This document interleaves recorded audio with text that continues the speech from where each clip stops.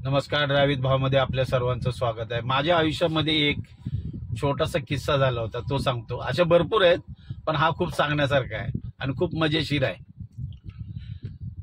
मी कामाला होतो तर मला एक ठिकाणी बदली आली। माझ्या मित्राने फोन केला की अशा अशा ठिकाणी बदली आहे, कळलं का? तर मला होती ती बदली कुठे माहिती आहे का? एवराड नगरला। म्हणजे त्यावेळेला मी कुर्ल्याला राहिलो होतो, चुनाभट्टीला। साधारण 20 वर्षापूर्वीची गोष्ट आहे। तर मी गेलो तिथे, सुट्टी होती। तर त्यांनी आता 20 वर्षाचा अनुभव आहे, तरी पण त्यांनी मला माझ्याकडे असं रिॲक्ट केलं की त्यांना वाटलं की हा नवीनच आहे। त्यांना मी सांगितलं की मला 20 वर्षाचा अनुभव आहे, माझ्याकडं असं असं लायसन आहे आणि मला मुंबईची माहिती आहे। तरी त्यांनी माझं लायसन बघितलं। साधारण कुणी जर विचारलं का ना 20 वर्षाचा अनुभव आहे, तर लोक सहसा लायसन विचारत नाहीत। कारण कॉन्फिडेन्शियली बोलला का ना की समजून जायचं की ह्याला खरंच गाडी चालवता येते। मी लायसन पण दाखवलं, म्हणलं ठीक आहे। आणि निघाले ते लोक, 3-4 जण निघाले।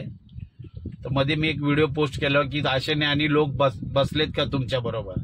त्यातलेच एक ज्ञानी होते, त्यांच्या बरोबर हिंदी भाषिक लोक होते, बसले ते। मी गाडी तिथून एवराड नगर हायवेला काढली, सायन ट्रॉम्बे रोडवर। मला मुंबईच्या दिशेने जायचं होतं। तर मुंबईमध्ये माहित आहे ना, बीएसटी वाले,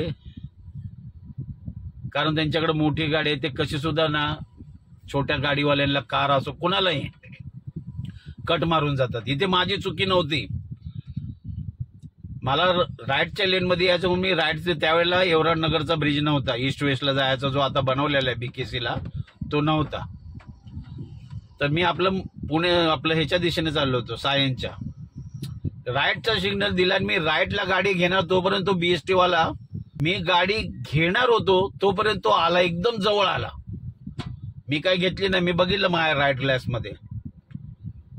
मी गाडीचा अर्जंट ब्रेक घेतला, बीएसटी वाला निघून गेला, तो गाडी थोडक्यात वाचली। मी काय गाडी घेतली ना, मला कळालं साईड ग्लास मध्ये तो खूप जवळ आलाय।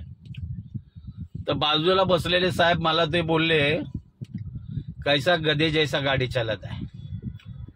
मी काहीच उत्तर दिलं नाही, म्हटलं ठीक आहे। गाडी पुढे घेतली, थोडंसं पुढे गेल्यानंतर मी गाडी बाजूला घेतली,